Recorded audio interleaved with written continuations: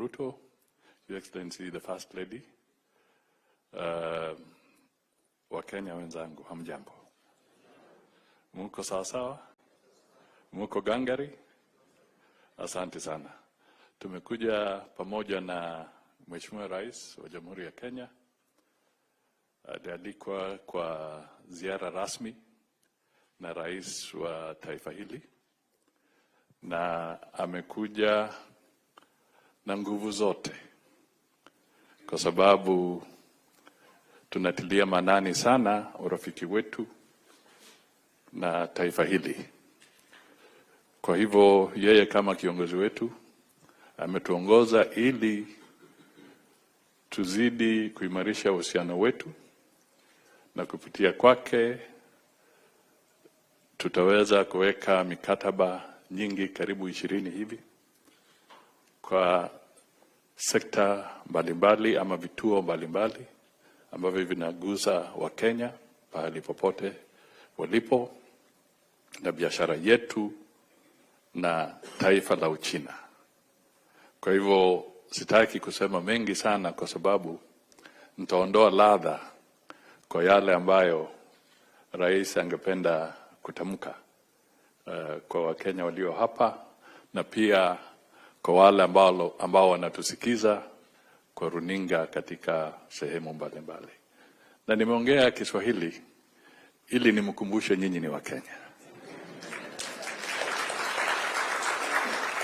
Ingawa mnaweza koroga Kimandarin kidogo na Kichina, lakini nyinyi ni Wakenya halisi.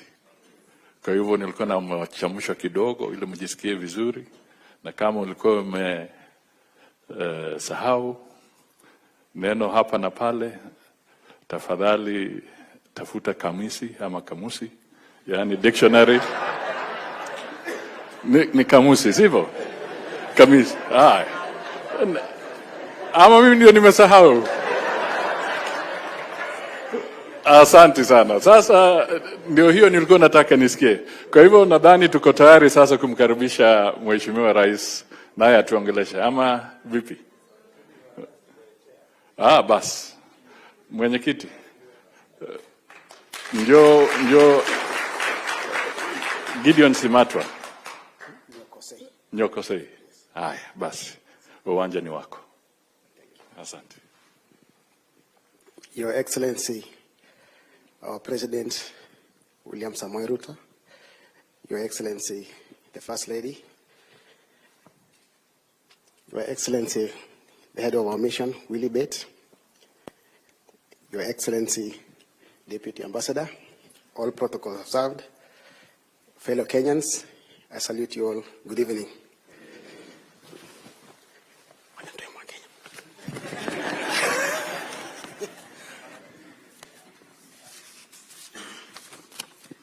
I want to welcome you all to this Diaspora Beijing meeting. I am Nyokosei Gideon Kimngetich, President of Kenyans community in China. I want to assure you all that here in China, hakuna matata. Mr. President, we've got delegations of Kenyans who live, study, work, and do business in China. Others are investors. They are here to have a conversation with you. The students are led by Hemston. Hemston, where are you? The expatriates led by Karani. Thank you. And the business community is led by David Chimuti. Please. Your trip, Mr. President, to China is enlightening. Your coming here will forever be remembered. Partnering with China is one of the boldest steps you've taken in ushering Kenya into a strong economy. We love you for that. Secondly, I want to appreciate the presence of different dignitaries who stood by in ensuring that they get to learn on how you are doing your job by coming with you to China. You are a great father who will leave inheritance to the future generation. Our leaders have been given an opportunity to work with the president in ensuring that we don't let Kenya down. To improve on our economy, this is my suggestion, the parastatals that we have, like the tourism sector, the curbs, should have license offices in China so that they can guide us and they can traverse the market and understand how this economy has been improving and transfer the same technology to us in Kenya, also including KRA. We also desire to give priority to students who have worked here and to teachers and other workforce who have been here in China to be absorbed back home in Kenya so that they can transfer the same skills to our economy. Through the Office of the President, I would like to invite the CS Education to come and do a study case on how CBC has been working in China. It's still working, and it's becoming better and better every time. And I've seen we have adopted CBC. China has excelled in it, so we need to appreciate. Mr. President, karibu sana China. Enjoy your stay. I would love to say more, but I know the time is of essence. But before I leave, I also want to thank you for the first time we feel the embassy so much. The mission in Beijing is of the best. Led by our deputy ambassador, always is a big sister to us. She studied here, and she understands the assignment. She goes city to city, trying to meet Kenyans, and even our leader, Ambassador Willie Bate, visits even the prisoners because they are Kenyans. And he sometimes anachangianga pesa kidogo ya kupiga simu nyumbani. This means our mission is not well funded. So you need to consider also, in China it's a big land, and our office here must be funded well so that it can achieve the goals. Kwa haya machache, nashukuru sana na karibu.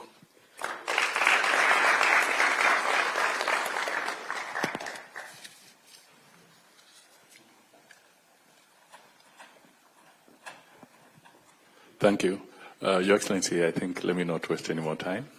Karibu, if you can all stand and just stretch and clap for His Excellency the President. Thank you. Thank you very much. Let's take our seats. Asante sana. Ladies and gentlemen, good evening. Hamjambo. It's a privilege for me to be here at this point in time while undertaking a state visit to this great country.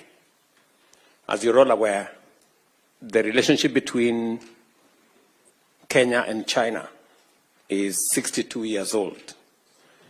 In fact, it is documented that China was the 4th country to recognize Kenya as an independent state only 2 days after independence. And it speaks volumes. It speaks volumes of the strength and depth of the relationship between Kenya and China. My visit here underscores that solid foundation built over many years to cement the relationship between our country and China. As you are aware, China has been instrumental in matters, infrastructure, and general development in our country. We have built the standard gauge railway, 600 kilometers from Mombasa to Naivasha, with a partnership of China. We have built the Lamu port that now has 3 parts that are complete with the support of China.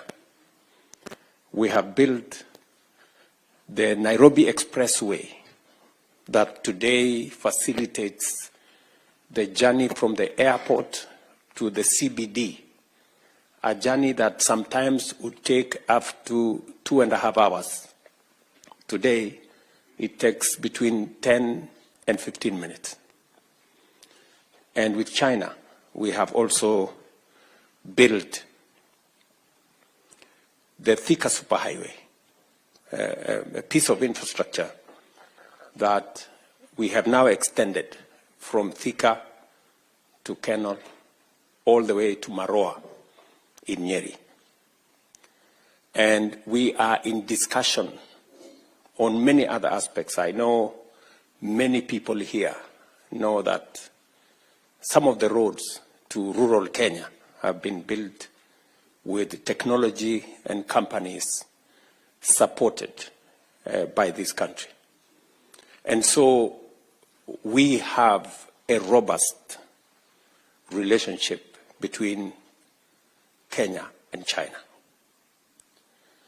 And my visit this time round, being the first head of state to visit after the FOCAC meeting last year, speaks to the value China attaches to Kenya and the friendship that exists between our two countries. And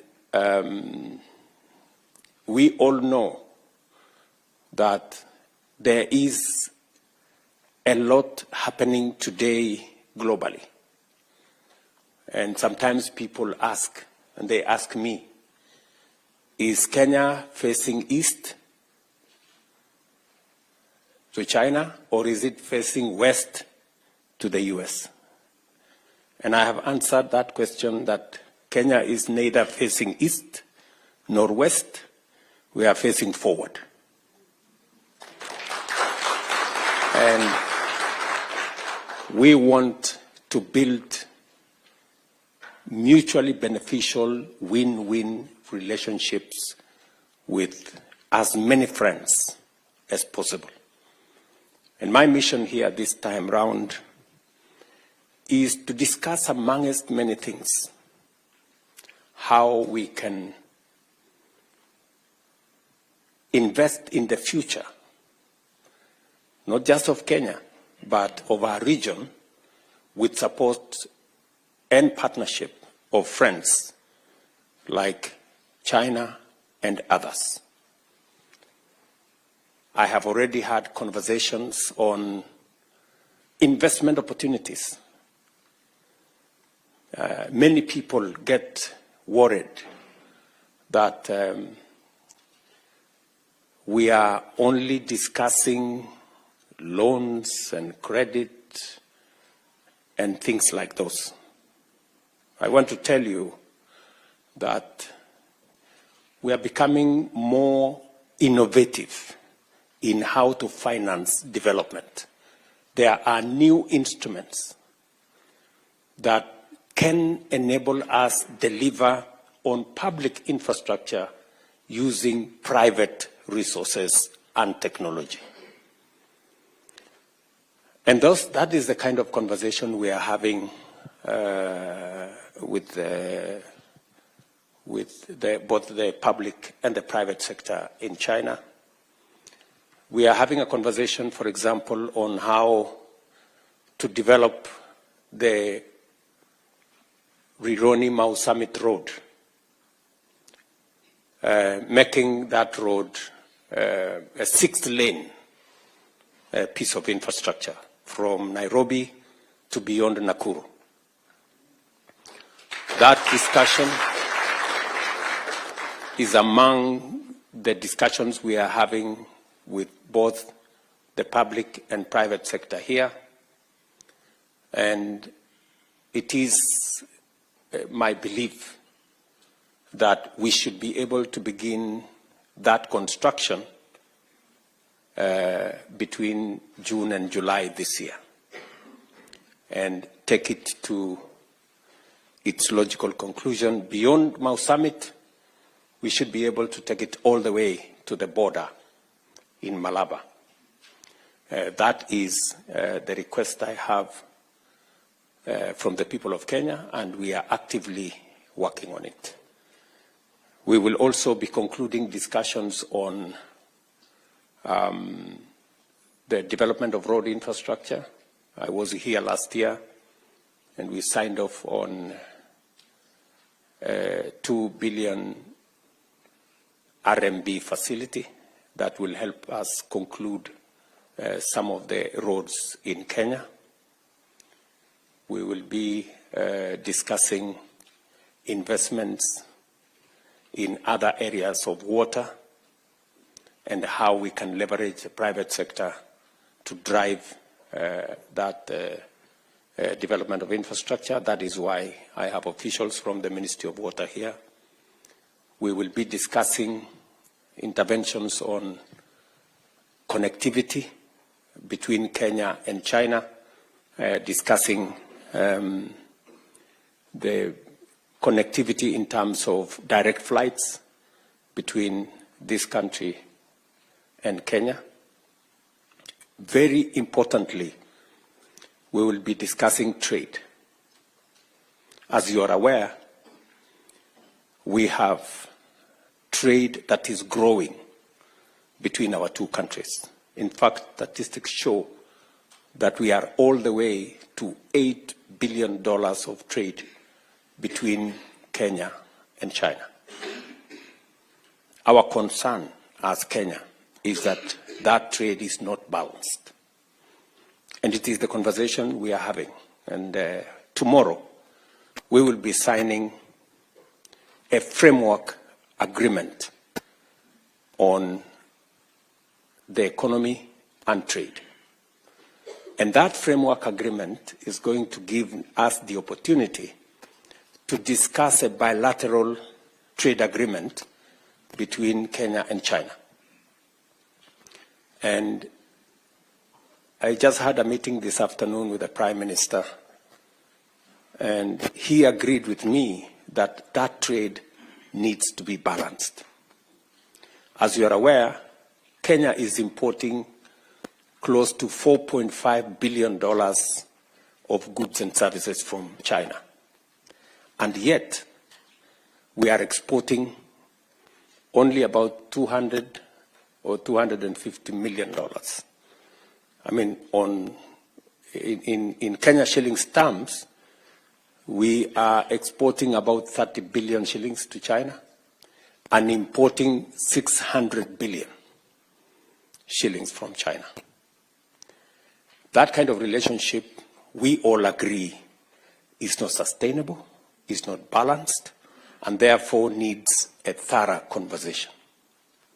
It is one of the pertinent issues that I have come to sign off the agreement, because immediately we are going to discuss on how we can bring down the barriers on market access by Kenyan tea, Kenyan coffee, Kenyan macadamia, Kenyan avocado, and all other Kenyan products into this country.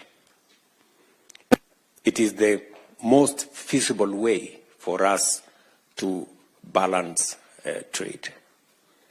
As you are all aware, our tea and coffee are premium products globally. In fact, Chinese companies admit that Kenyan tea and coffee is premium coffee, but today it is subjected to tariffs, and that is what impedes the export of our tea and coffee and macadamia and avocados to this country. And the discussion we are going to have is how we can have a preferential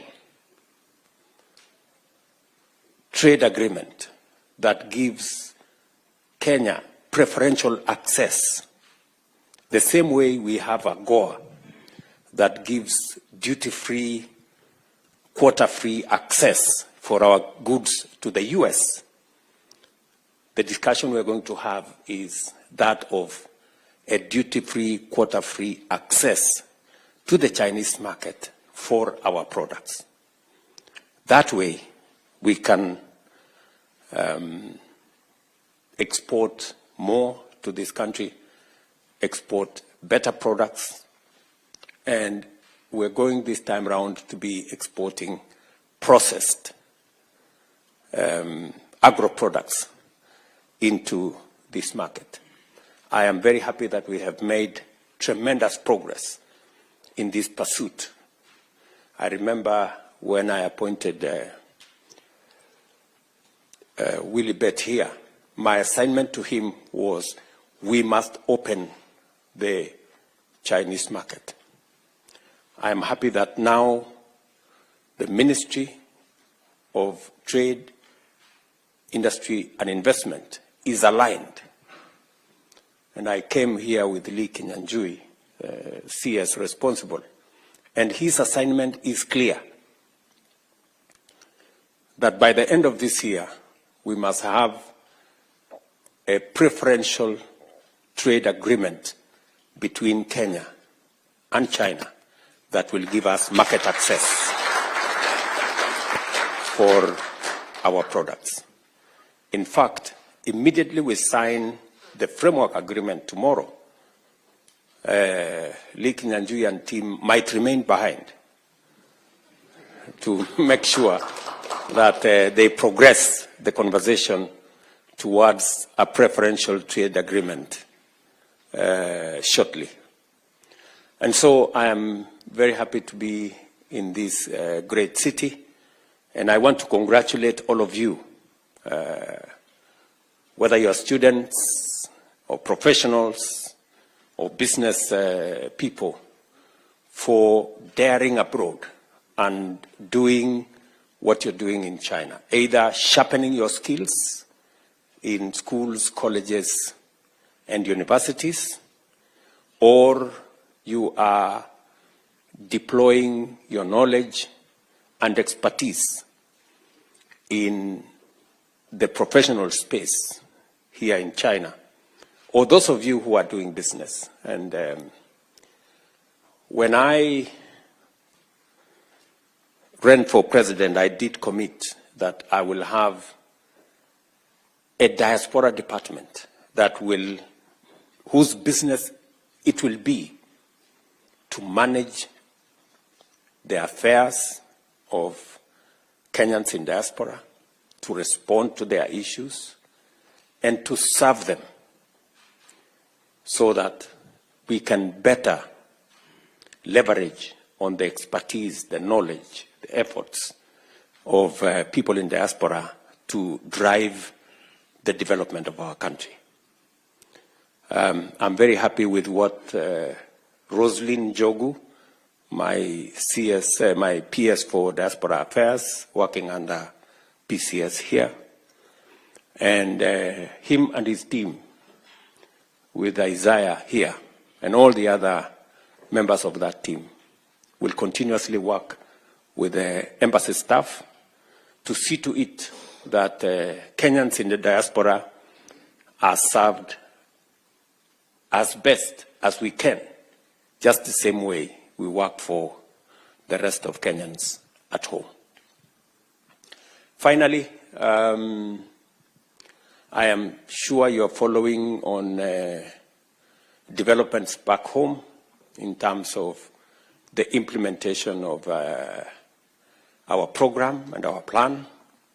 Just so that you know, our housing program is underway. We have close to 150,000 houses being built around Kenya. Majority of them will be ready this year. In fact, I will be handing over keys to the first 4,000 units next month, and it will be continuous. You now have an opportunity working in the diaspora to buy some of those housing units You do not have to depend on your family members or your friends, who I am told occasionally run away with your money. You will now have a place to buy a house without any hassle. And the ministry responsible for housing will let you know how you can book for a unit online. You don't need to know anybody. You don't need any brokers. You don't need to see anybody. You can book a unit online. And somebody is going to tell you exactly how that is done shortly. To also tell you that I did commit that we are going to have a different savings culture. As you are aware, since independence, we have been paying a very small fraction for our social security. In fact, up to 2 years ago, we were paying 200 shillings for everybody to National Social Security Fund. And in 60 years, we only managed to save 320 billion shillings. In fact, we have a smaller social security, smaller than Tanzania and smaller than Uganda. Yet we have a bigger economy. But I made the decision that we are going to change the regulations and the law governing savings in Kenya. Why? Because investment is a function of savings. You cannot invest if you don't have any savings. You have nothing to invest. And just for your information, China, savings in China is 55% of their GDP. In Kenya, we were at 8%, maybe 9%, maybe 10%. It is my intention to push savings as a percentage of GDP to between 25 and 30%. That is where a majority of countries are. And because of the changes we have made, the good news is that while we collected or saved 320 billion shillings for 60 years, in 2 years, we have doubled our savings, just in 2 years. By the end of this year, we will have 650 billion shillings saved because of the changes we have made. And by 2027, we will have 1 trillion saved.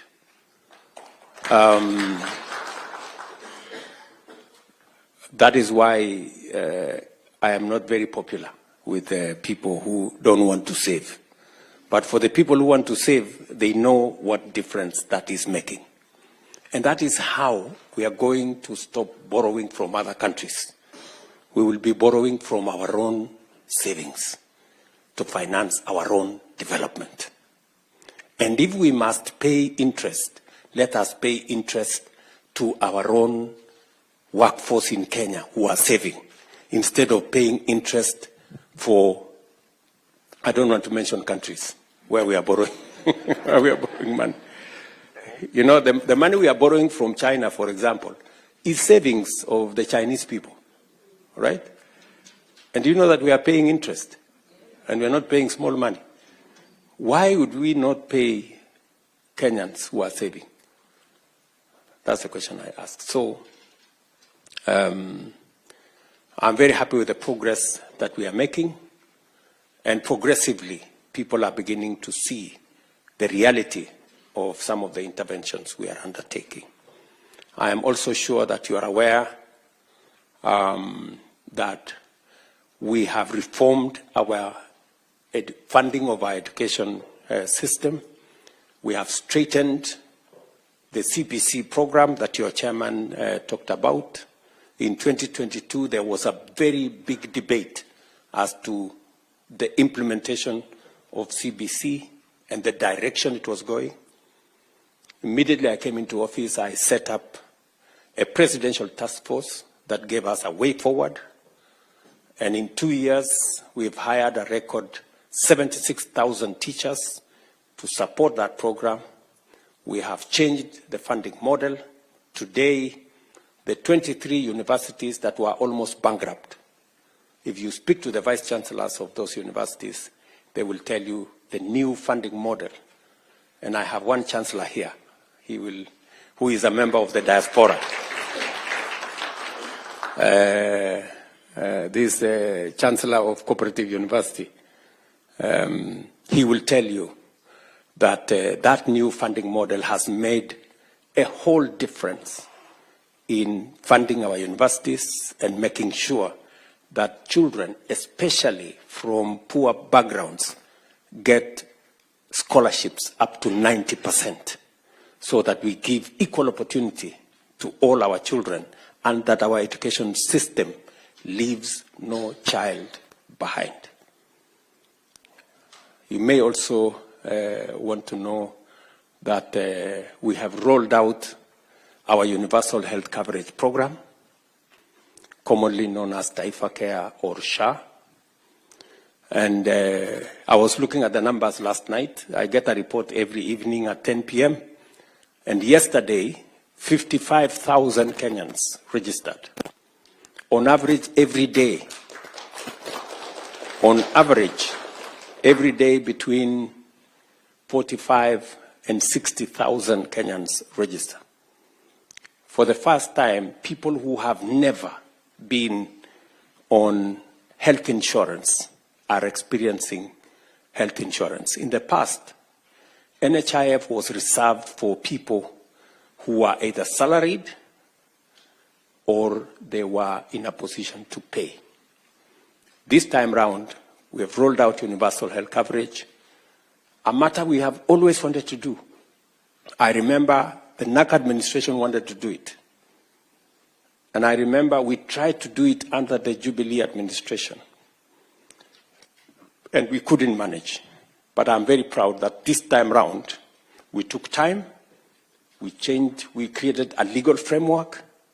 We took almost 2 years of planning, crafting the right framework, the right legislation, the right regulations. And today, I can proudly say that as opposed to NHIF, which had 7 million people registered, we now have 21 million Kenyans registered under SHA. And I am confident that we will get finally, with the registration that is going on now, we will finally get to universality on matters health. And the program gives everybody a chance. For those who can pay, you pay in accordance with your income. And for those who cannot pay, the government of Kenya will step in to pay for indigents and the people who cannot be able to pay. I am very happy with the progress that has been achieved. And you now from the diaspora can pay health insurance for your family members if you want to. You can, from the comfort of your office, you can register yourself. Members of your family can be registered. You can register your dependents. You can pay for them online, and you don't have to go to any office. Today, we have moved Matters Health to our digital platform. Imagine those, whenever you went to hospital, the doctor used to write on a piece of paper. And it graduated to an exercise book. Somebody had an exercise book the doctor wrote somewhere. we no longer have the exercise books. Now it is on a digital platform. You don't have to carry no exercise book. All you need to do is to go to a hospital, produce your ID, and your health record will be pulled from a digital platform. And the doctor will know which hospital you have gone to, what medicine you have been given, what is your health history, and they can take it up from there. We have also eliminated, using that digital platform, many quack doctors, fake hospitals, and many other fraudulent activities that informed our health infrastructure before. Because now it is not possible to treat anybody unless they are identified.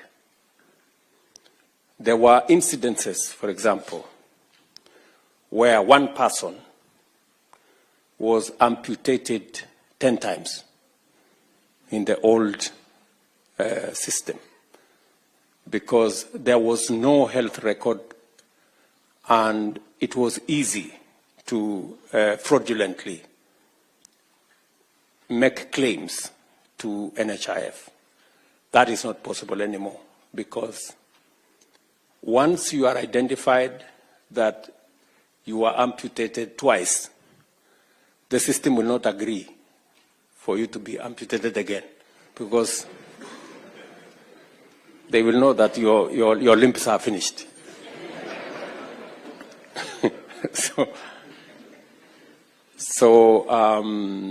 we also had incidences of very small hospitals which were performing very many surgeries. That again has been brought under control. Unfortunately, there will be some casualties. There are many hospitals, private facilities that will close down. Why? Because they were built on fake claims, which are no longer available. So we can only pay under this system for a service that has been provided. It is not possible anymore to make any fake claims. And so we are making steady progress, and I am confident with the transformation that Kenya is going through. Let me finalize by saying we are transforming our agricultural sector. You remember in 2022, we had many people in the streets of Nairobi with sufurias on top of their heads because unga was 240 shillings, that kind of thing. We have since reorganized that space and working with farmers with clarity of intervention, making sure that we don't subsidize consumption, as I said, but instead we support production. The reason why today the prices of unga have significantly come down from 230, now we are talking of 130, 140 shillings. Sometimes it comes down to 100, and I'm very happy with the progress that we have achieved in that space. Today, if you ask, because of the reform we have carried out in the agricultural sector, milk that was retailing at 35, 38 shillings, we now have standardized milk prices at 50 shillings to the farmer. Coffee that was selling at 50 shillings a kilo, if you check from your members of your families, this year we had the best prices of coffee because we supported farmers with fertilizer, and we have removed cartels, people who were farmers, brokers, millers, and buyers at the same time. And they significantly undermined the whole coffee sector. Today, Coffee that was retailing at 50 shillings, 60 shillings a kilo, on average, is 110 to 140 shillings a kilo. And if any one of you is a coffee farmer, you will bear me witness. This year, last year again, we made huge progress with our tea. The year before, our total earnings from tea was 170 billion shillings. Last year, it moved all the way to 215 billion, the highest in Kenya's history. Again, because of favorable weather and because of the investments we made in promoting production of our tea sector. We have just concluded, for those of you who come from the sugar belt, the notorious sugar problem that has been with us for 30, 40 years. We've just concluded the reform of that sector. And for those of you who follow Kenyan news, the cartel in that sector was so vicious that I had to tell them, mambo ni matatu. And ever since I told them mambo ni matatu, now we have concluded the reform of that sector. And my intention is that, like the other sectors, the sugar sector that has suffered for many years, we are now going, the factories will now be able to pay farmers on time, pay workers on time, and for the first time, pay bonus to sugarcane farmers. The first factory did that last year. That is Mumias. And this year, we have concluded the reform process of Chemelil, Miwani, Mohoroni, Soni, and Zoya. And by the end of this year, you will see a very big difference. Just because of the interventions we made. Last year, contrary to what we have done all the years, we imported very little sugar. And in the next 2 to 3 years, Kenya will be a sugar exporting country. Because of the interventions we made, 200,000 acres of new land was put under sugar production, because farmers can now see that there is seriousness in the sugar sector. So, this is the interventions we are making as a government. We are pulling our country in the right direction, and I am very confident that Kenya is going to be a better place for all of us. We must consistently, persistently work together towards making Kenya this great country that we all want it to be. It is not going to happen overnight. It is not going to be easy, but it is worth all our effort to make it work. I have every intention to make it work. And I am committed to transforming this, our country.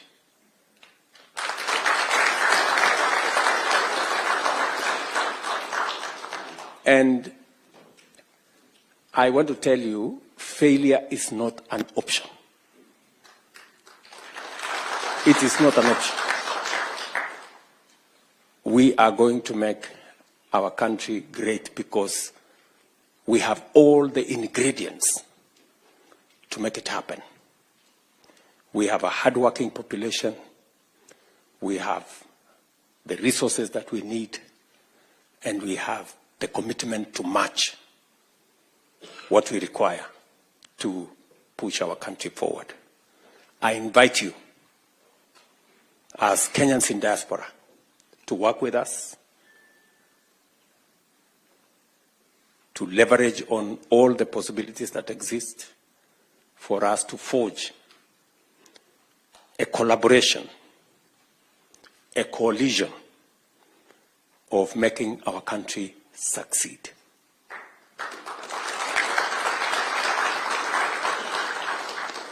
The media will not stop us. The social media will not stop us. The naysayers will not stop us. Kenya must succeed. Do you understand? We have no option. We have to succeed. So I just want to tell you that that is the way to the future. So asanteni sana. I don't want to make this a lecture. You know, I'm also a scholar, so sometimes I get tempted to speak. So let me leave it there, maybe pick up some ideas from you guys on what your thoughts are and where you think we can do better for the progress of our country. Thank you very much. God bless you. And it is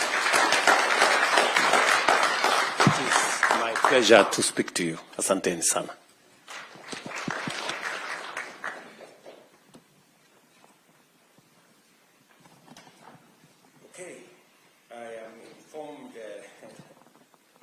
I'm informed that there is another meeting. I have 30 minutes here. Okay. I have 30 minutes because there is another virtual meeting with the Secretary General of the UN on matters of peace and security in our region. And you know, we have security men supporting our brothers and sisters in Haiti and all the other issues that are regional in nature. So I will take a few questions from this great audience. Your Excellency, the President of the Republic of Kenya, and the esteemed First Lady, Mama Rachel Ruto, we want to thank you so much for this great honor to engage with the diaspora in China. As you can see, we represent various groups, and because of time, I'll allow the different regions coming from all over China. As you know, we have 22 provinces here, and we have a very large business community who have come from different places. We also have a very big student fraternity that wish to engage with you, and the professionals, the teachers, and expatriates. So without further ado, let us begin our Q&A, and let us make our comments very brief. Let's start with the regional representative.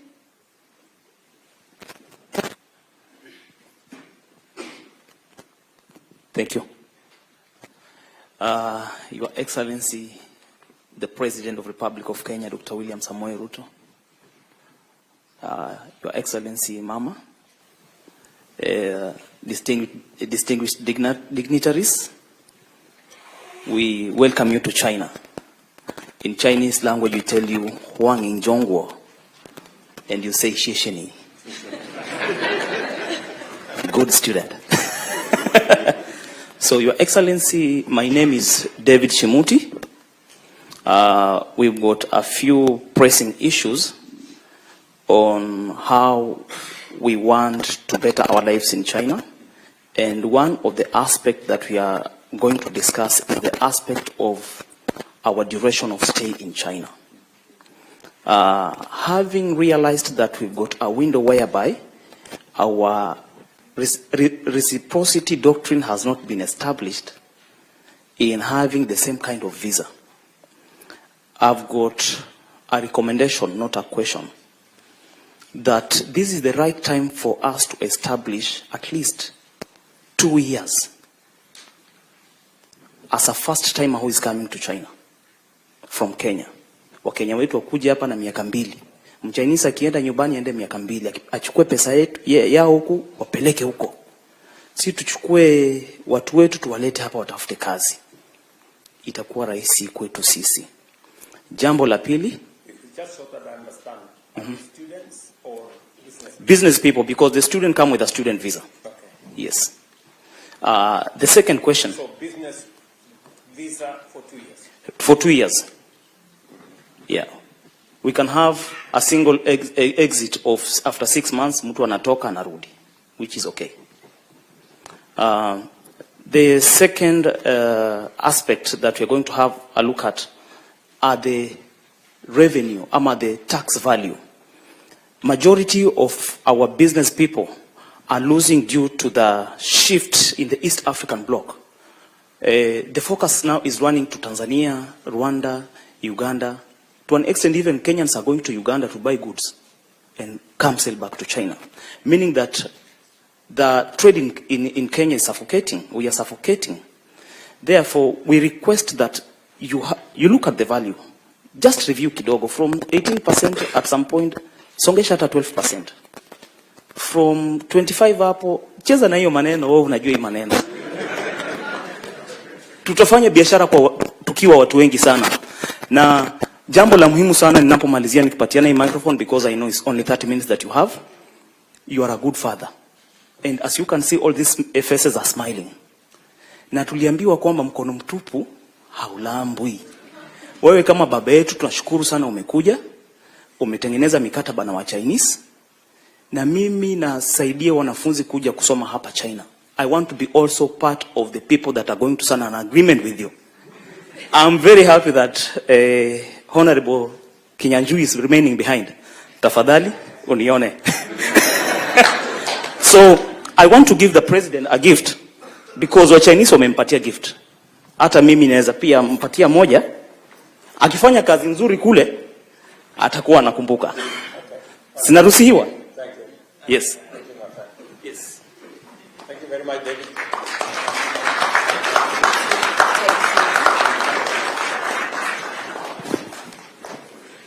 Let me just say so that maybe somebody else does ask the same question. I think the business visa for 2 years is a discussion we're going to have.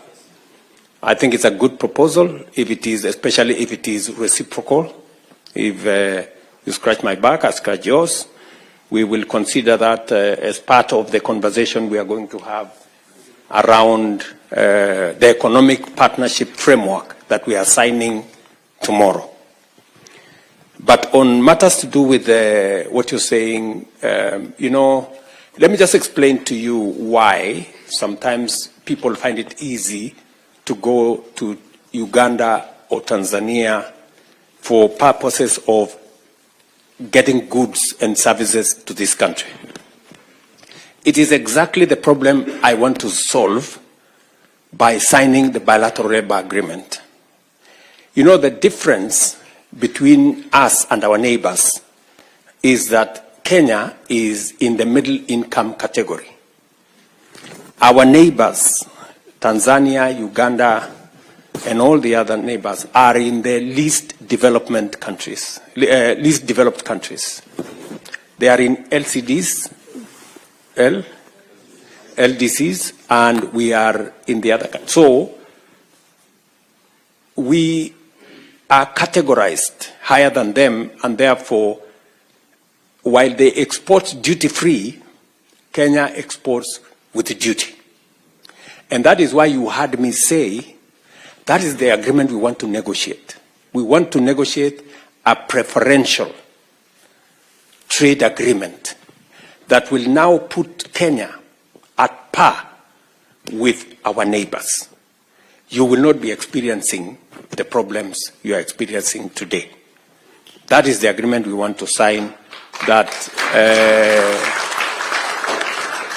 today Kenya is different from the other countries because of the categorization of our economy as opposed to our neighbors. And that is the reason why we are having this conversation. That is the reason why we are signing the economic framework tomorrow that will now give us the opportunity to negotiate a preferential trade agreement that will eliminate the current duties and levies that are levied on Kenyan products being exported to this country. I don't know whether I'm communicating. Okay? Thank you very much. Yes? Yeah. Your Excellency, Mr. President. Your Excellency, Mr. President. Dignitaries, Madam First Lady, the PM. Welcome to China. I had a lot, but now we've condensed the time. I represent the professionals in China. My name is Brandy Karani. Now, the gentleman here has asked a very important questions about business visas. This is the thorniest issue we have. I've been here for 15 years, and I can tell you is the most important question. To designate Kenyan workers coming to China, the biggest job here in China is teaching English. Kenyans here, they are very good teachers of English, and I'm a lecturer. I teach world history in an international high school. Kenyans can be able to teach English in this country. Not only one, not two, but in drones, 100,000. Just last year, we had 672 billion Kenyan shilling remittances from Kenyans in diaspora. Early this month, the DTWG team led by Dan Mokile, which I'm a member, met with the Prime Cabinet Secretary. They had a diaspora going on. Congratulations. PS Rosalind Jogu was there. She's done an incredible good job. She's assisted us a lot, and we are happy. First of all, let's congratulate the President. Mr. President is the first person to give us a diaspora department. We've waited for a very long time, from the Kibaki administration to Uhuru administration, and when you came into power, Mr. President, asante sana, you gave us the diaspora department. Now to the question. We would like Kenya to be designated as an English-speaking country. And why this is very important, because once you designate Kenya, even South Africans, they don't speak good English like we speak.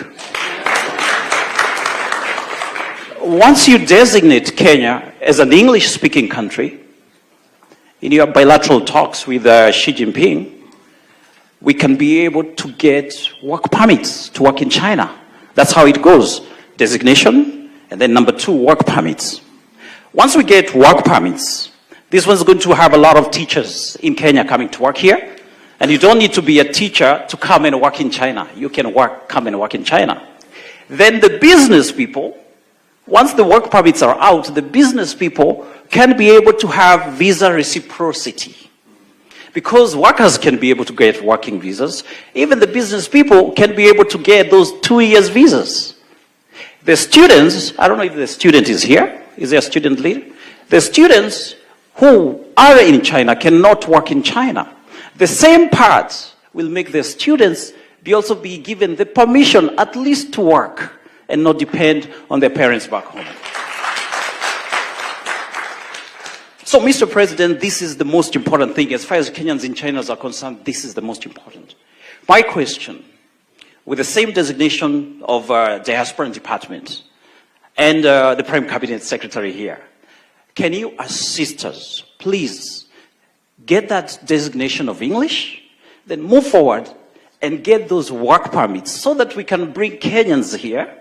The 672 billion shillings we're talking about will trickle to 1 trillion Kenyan shillings. That is the way forward. I think that's what you want, and that's all. Thank you so much. Is that Mr. Karani? Did you say Karani? Mr. Karani, thank you very much. Let me just say the following. Just ask you, Mr. Karani. Did you say you want more Kenyans to come and work in China? Absolutely, yes. Are you sure about that?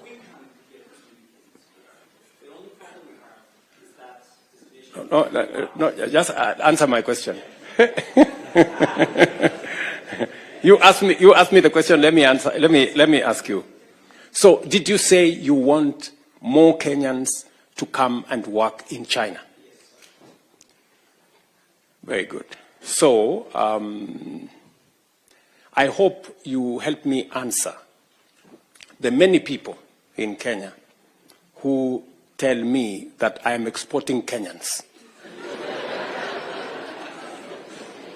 You know, I have a big problem with I have a big problem with people who are telling me that I should be creating jobs for people in Kenya, which I'm trying. But if there is opportunity elsewhere, I mean, is there anything wrong with Kenyans accessing opportunities elsewhere? I hope some people are listening to this so that the people in Kenya who are fighting me and telling me I'm exporting people, they should understand that we are in a world that is a global village. And we should explore opportunities everywhere. And I am very proud of the Kenyans who have taken up the opportunities that are available, that are available globally. And it is the reason why I set up the Diaspora State Department. So already it is in my radar, and CS for PCS and TS for Diaspora and Foreign Affairs, together with Roslyn Jogu, my PS for Diaspora, are seized with that matter. We have signed several bilateral labor agreements that provide the framework you're looking for. It is our intention to pursue the same bilateral labor agreement that will also provide for Kenya being designated as an English-speaking country. In any case, Kenyans speak the best English than in any other country in Africa. And that is the correct position. So you're spot on, and you have given me an assignment, and I intend to report back shortly. So, Bwana Musalia, kazi kwako, and your team. PS Korir here, Ambassador, and Isaiah Kabira here. You know what you need to do so that we can get more teachers teaching globally, because we have developed a global workforce. We have developed one of the finest human resource that can work anywhere in the world. And we should deploy it to the advantage of Kenya. And that is the reason why labor mobility is one of the programs that I actively pursue, because I know it gives opportunities to many Kenyans. Today, we have close to 300,000 trained teachers in Kenya. The choice is, should they find opportunities elsewhere in the world, or should they wait for opportunities in Kenya? I think whenever the opportunity arises, whether it is in Kenya or in a foreign country, they should take up that responsibility. Thank you very much. So I have some assignment from you. I know we are running short of time, but let me give another 2 people. Your Excellency. Yes, proceed.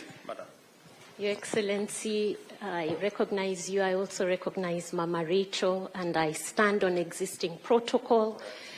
I do not represent any constituency, Your Excellency, because I am the only United Nations employee in Kenya, in China, from Kenya. We have 27 United Nations agencies in Beijing. I'm the only Kenyan. I apologize for coming late.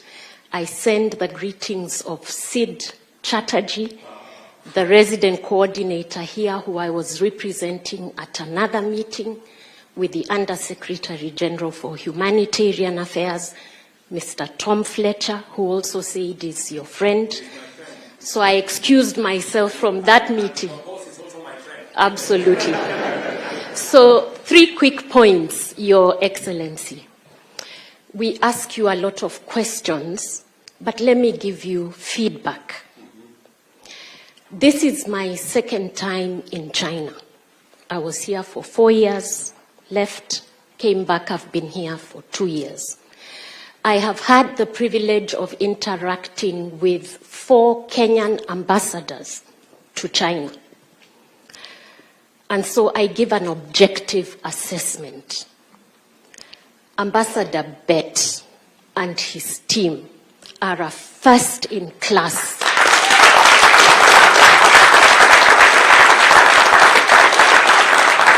It is an objective assessment. It is no criticism or judgment of previous leadership.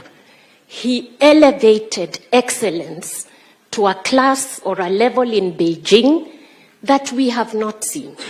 And really all credit to Ambassador Bett and the Kenya mission team. They make us proud. We carry our heads high with pride. I did indicate that I'm the only Kenyan in the United Nations system here. I am in discussion with your PS, Sing'oei. I am an international civil servant. There are things I cannot disclose in a public gathering of this nature. But I did want to draw to your attention that the last time we had a Kenyan at the level of Undersecretary General was Muhisa Kitui. I think we need to amend that. But let me come back to what the multilateral system does in China. While you are negotiating on the bilateral front, I would like you, Your Excellency, to know that there is a multilateral engagement between UN agencies in China and countries outside of China. So as a UN agency representative, and my colleagues do the same thing, we have a dual mandate.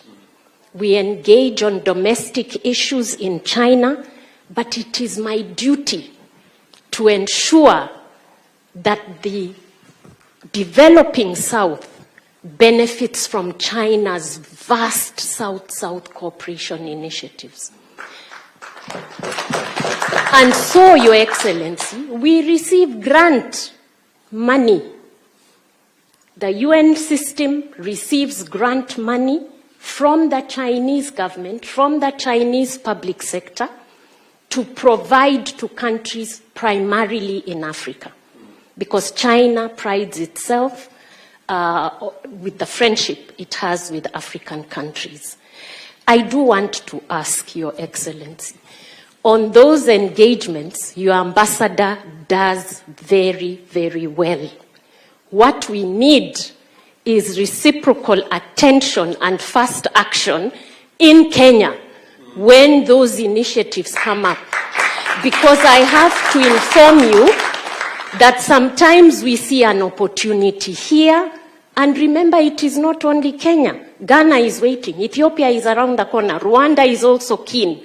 So we need to find a way to connect better around those initiatives that are available here for development in Africa. I want to thank His Excellency the Ambassador, because right now we have negotiated a partnership on the FOCAC, Africa Solar Belt, which is around renewable energy for essential services for children. This is coming to Kenya, but we can do much more. And I'm saying the pace is not as quick or as efficient as it could be. I thank you, Your Excellency.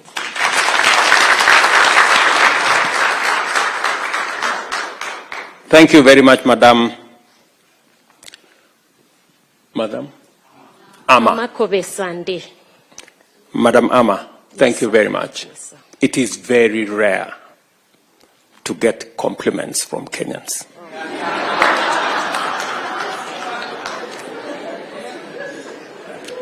So, you are amazing. And thank you very much for saying what it is. If somebody does something good, it is better if it is said. So thank you very much. And let me also agree with you that we need to improve on the turnaround time for matters between embassies and headquarters. I think PS Korir and your team, you need to pull up your socks so that whenever there are issues that require headquarters to provide direction or to engage in a certain manner, we can improve on the efficiency around that turnaround time. And with the expanded mandate of the Ministry of Foreign Affairs to include all the diaspora issues, and with an extra PS, I think there should be demonstrable progress in the efficiency around foreign affairs. And I agree with you that we need a country strategy. In fact, one of the issues I have discussed with Rosalind Jogu is how we can deliberately place Kenyans in some of the UN positions that arise. We have some of the best human capital anywhere in the world. There is no reason, absolutely, why we do not have undersecretaries in the United Nations. And therefore, I agree with you, and I'm sure the Honorable Musalia Mudavadi is going to provide leadership on that front. Thank you very much. Thank you. Somebody, okay, Madam? Your Excellency, President of our beautiful Republic of Kenya, Mr. Dr. William Samoei Ruto, Your Excellency, the First Lady, Mama Rachel Ruto, all protocol observed. Huanying Dao Zhongguo. Welcome to China. The reason I'm saying this is because I have been here for close to 20 years now. And being here has meant that I have worked tirelessly to promote our beautiful country, especially in matters to do with tourism and education. I head the Institute of Kenya, Africa-China Languages and Cultural Exchange Center at Tianjin Normal University, which actually is is working with Kenya Bureau of Standards to do research on coming with the most or the best quality of avocados to be exported to the to the Chinese market. That's one of the things that we do there. However, my note would be for tourism, because being here, China is a huge country with a huge population, and if we can get at least 1% of Chinese people into our country, we can raise our tourism revenue so high. However, we need platforms to do this, and this is to the in the case of live streaming. We can use social media so much in portraying our beautiful country. We can have influencers. You know, influencers do a good job. We can have influencers to go around in our tourist sites and to at least showcase our country and reach out to the Chinese audience. And so my question would be, would there be a department to help us to do this? On my part, I have a communications business which can actually be used for the live streaming work, and if we can work together with the Ministry of ICT, the Ministry of Tourism, I think we can really expand so much in reaching out to the Chinese audience. So, Mr. President, thank you so much for giving us this platform, and we hope that you can use us to make our country great. Thank you. Thank you very much, Madam. I didn't get your name. Sorry, my name is Dr. Ruth Njeri, and I work at Tianjin Normal University. Thank you. Ruth. You're spot on. We need a partnership with every Kenyan, because ultimately each and every one of us, as patriots, have a responsibility to play in making Kenya what we all want it to be. So from wherever you are, whatever you're doing, it is important that you see how best you can positively profile our country. Just to inform you that on matters tourism, you're spot on. In fact, tomorrow we will be signing an agreement between Chinese media and our communications authority on specifically matters to do with tourism. And in fact, for the last 2 years, you may have noticed that with one of the Chinese channels, we've been live streaming the wildebeest migration out of Kenya. And in fact, this year, I intend to be part of the occasion. And I think last year they live streamed for, I think, 3 days continuously. And we got huge response. In fact, our tourism numbers from China went up to 91,000 last year because of some of those interventions.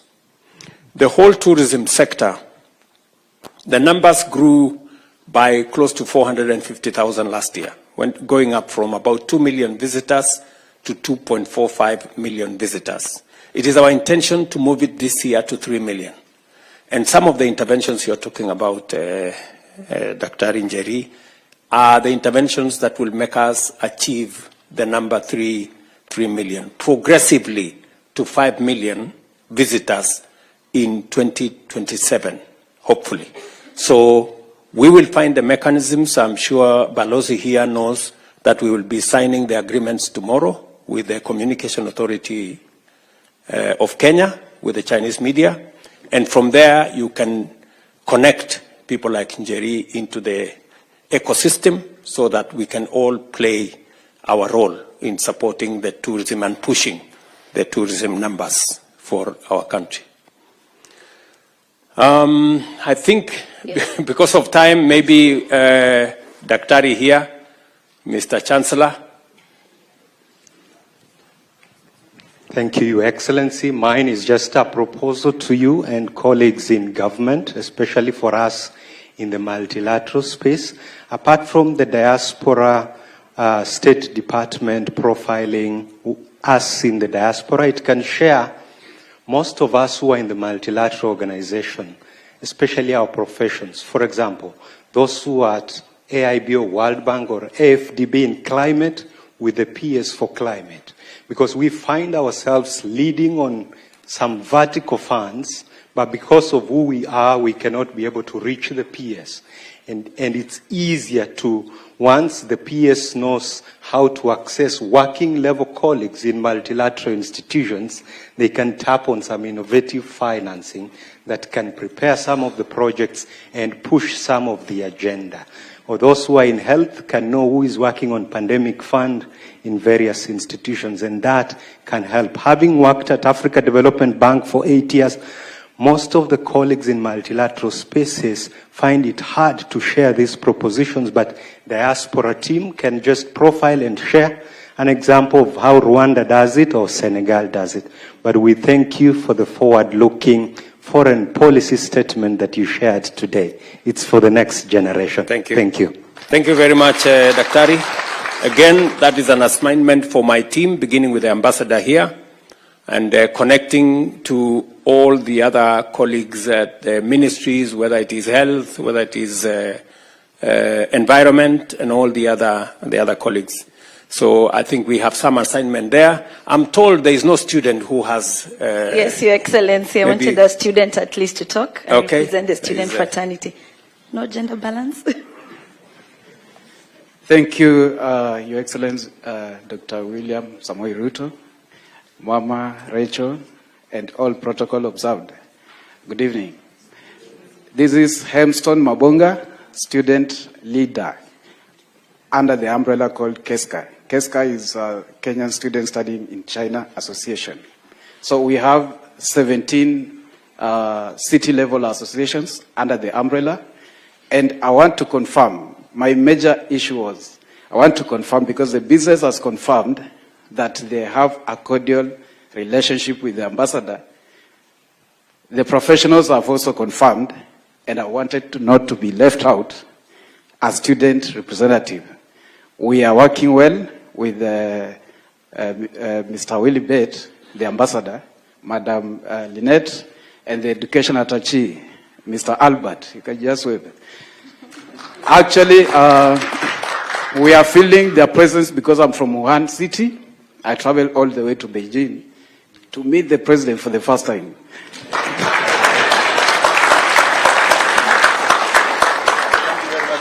Yeah, sure. Okay, that's a lifetime handshake. Thank you. Thank you. Make sure you don't forget the issue. Yeah. I won't forget, actually. It's a compliment. I'm not complaining. We are used to complaining, but it's a compliment. I want to appreciate, I attended your morning session, and I admire to have the same knowledge you have in future.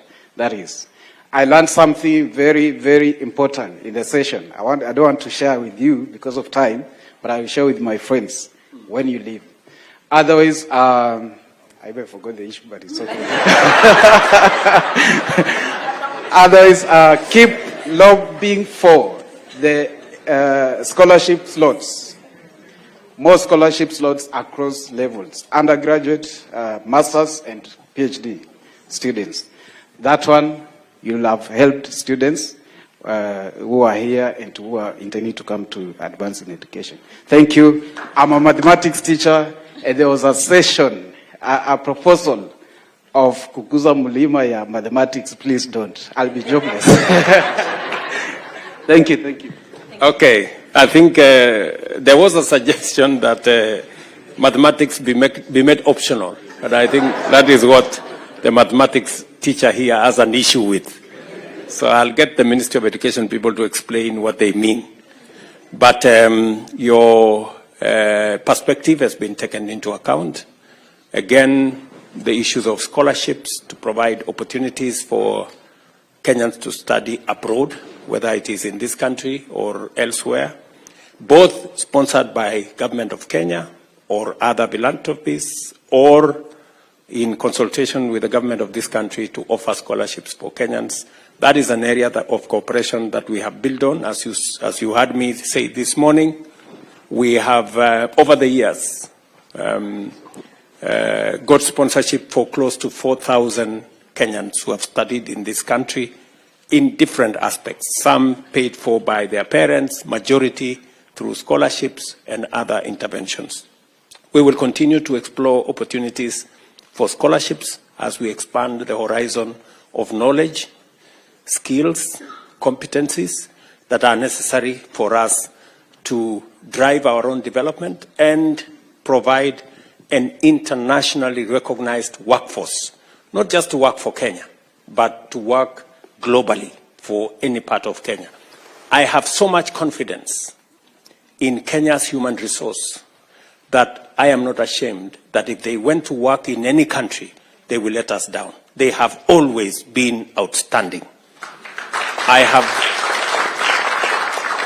Believe you me, I have been to many cities, and the compliments I get for Kenyans working, whether it is in West Africa, I was in Ghana, I was in Congo Brazzaville, and I found the manager of the hotel I was staying in was Kenyan. And there were huge compliments as to his style and professional leadership of those institutions. And that is why I have no reservations whatsoever in getting as many opportunities as possible for Kenyans to work anywhere in the world, because I am confident about their professionalism and their competence. So again, the way to sharpen our human capital is to make sure that we get them the correct training, the correct knowledge, and that is why we are investing 30% of our national budget in matters education. It is the highest in our region. When I came into office, I added another 127 billion to education, because our human resource is the most critical asset that we have as a nation. And that is why my good brother here, Karani, can confidently say last year our diaspora contributed close to 600 billion shillings to the development of our country. That human capital is what defines Kenya. And that is why whenever there are opportunities anywhere in the world, including what Amma just said, in the UN system, we must fill up with Kenyans. They will do a good job, they will make us proud, and they will send some money to Kenya. So thank you very much.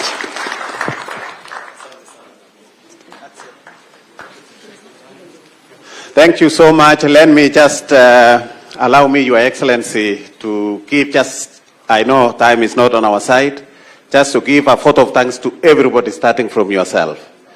At this point, we want to close with a word of prayer from